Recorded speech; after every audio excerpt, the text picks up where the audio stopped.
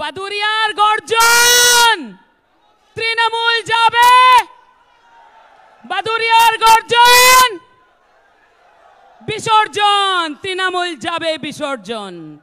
এই বসিরহাটের আপনারা মানুষ, আপনারা করে দেখাবেন। আর এবারে হবে। কেন হবে?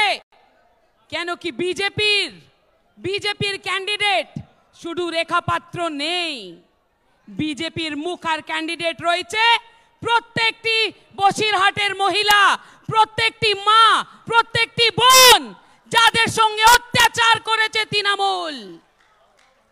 তারা ভেবেছিল যে মাদের সঙ্গে এই অত্যাচার করবে আর কোনো কিছু তার নিষ্কর্ষ হবে না। আমরা তাদের বুঝিয়ে দিয়েছি। তারা অনেকই কথা বলেন ইঞ্চি ইঞ্চি, আমরা সেই হিসাব কিন্তু কোর্টে বুঝিয়েছি তাদেরকে।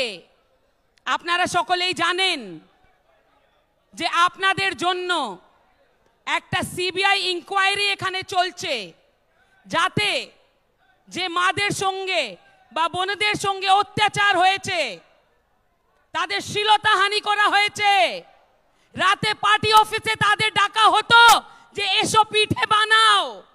আমি জিজ্ঞেস করতে চাই মহিলা মুখ্যমন্ত্রী মমতা ব্যানার্জিকে, তোমার বাড়িতে মা বোন নেই?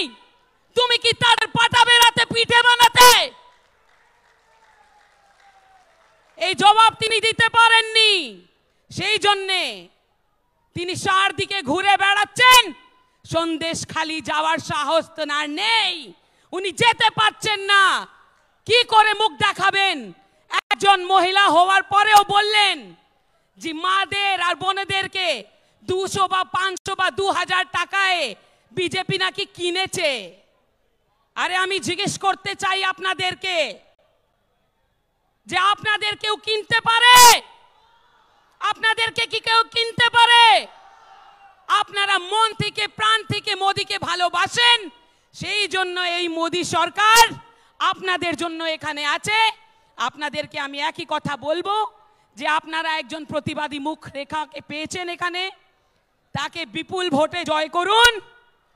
আর নিজের ভোট দেওয়ার জন্য সকাল সকাল বাড়ি থেকে বেরোবেন, ভোটটা শুধু আর শুধু মোদিকে দেখে দিবেন। কেন এই অত্যাচারের বিরুদ্ধে একমাত্র ভারতীয় জনতা পার্টি এখানে লড়ছে আর লড়বে। শাহজাহানের মতন দালালদেরকে কোথায় পাঠাতে হয় সেটা আমরা দেখিয়ে দিয়েছি।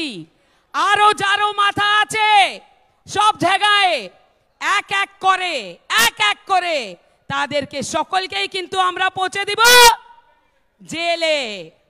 কোথায় পাঠাবো? জেলে বসে সেই মোটা চাল খাবে, জেলের রুটি খাবে, সেটাই ওদের ভাগ্যতে আছে। যারা মানুষের সঙ্গে অত্যাচার করেছে তাদেরকে কিন্তু এবার আপনাদের চান্স আছে, ভোটের মাধ্যমে প্রতিশোধ নিতে হবে। জোর গলায় বলুন ভারত মাতা কি, ভারত মাতা কি।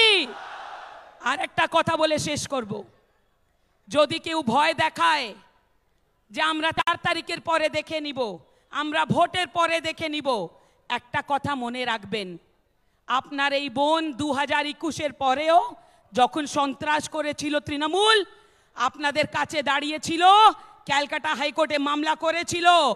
আমি আপনাদের পাশে আছি। আমার নাম্বার সকল মন্ডল প্রেসিডেন্টদের কাছে আছে।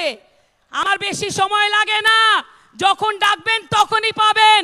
তো কাউকে ভয় পাবেন না, আর নিজের ভোট শুধু বিজেপিকে দিবেন। ধন্যবাদ।